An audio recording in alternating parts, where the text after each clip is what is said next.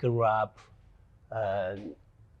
just at the ending years of the Cultural Revolution in mainland. China was extremely poor and isolated. And then you have the reform, right? And this big policy change, unexpected. And Deng Xiaoping came to power, and he opened the door. The center idea of Deng reform is this economic development. So I was taught at the high school back to that time, economy is a basic element for human civilization, for China development. I was wondering back to that time, did the economy play a basic role in development of China in the past? Economic history is basically an interdisciplinary subject between history and economics. It's a cursed marriage, so to speak, because methodologically they are in confrontation at every moment. Economics, speak in a very abstract way, based on some difficult, some very abstract principle. And on the other hand, the history, basically, they focus on the details, on the empirical, what really happened at the empirical level.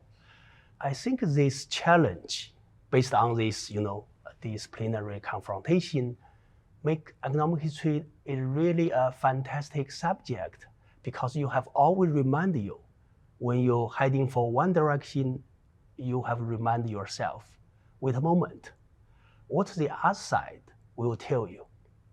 So you need to handle this challenge from the methodological perspective.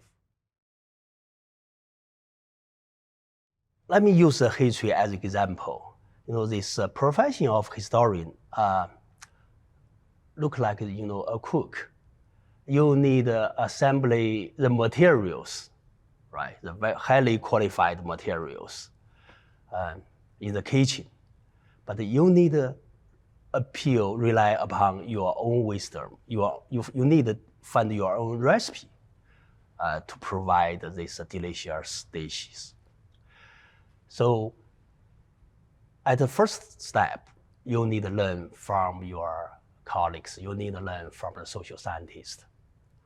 That's why interdisciplinary research is necessary. But you have turn to your own self. You have asked your own this important question: what's your unique contribution as a historian? And by asking yourself that way, you always look into the past. Never trust any single theory or abstract idea until you find it empirically useful to develop your own narrative. When I was a PhD student, I learned from the Harvard China Study, the Harvard Fairbanks School, the China Study at Harvard. These very important paradigms. To name them, the three paradigms. First is challenge and response. And second is state and society. The third is continuity and change. And all these excellent scholars at Harvard, they used this basic theoretical framework to study the fate of modern China.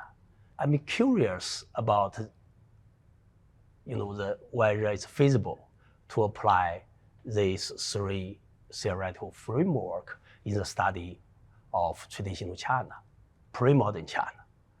What happened? What really happened before the arrival of European colonialism? So basically, the Mongol conquest is a key event, divided Chinese history into two periods. You have the Song dynasty in the pre-conquest period. Then you have the Ming after the Mongol conquest. And I was excited when I, explore the data, look into the economic and public finance aspects. I found the very important finding is we can define the modernity within China, within traditional China, many centuries before the arrival of European imperialism or the modern European civilization. When I was a graduate student, this prevailing assumption is China live on its own, right? It was big, too big enough. This largest country with huge populations. So China has developed its own pattern, single pattern. That will sound too static. Even China in the pre-modern era, you can still find the way how China connected to the world. In a way, the Chinese history is part of global history. To be more essential, it's a very important part of Eurasian history. In other words, we see, if we look through the different centuries of Chinese history, we'll find the Central Asian people, especially the nomads, Mongols, Khitans, Turkish, they played a vital role in shaping the structure of Chinese state.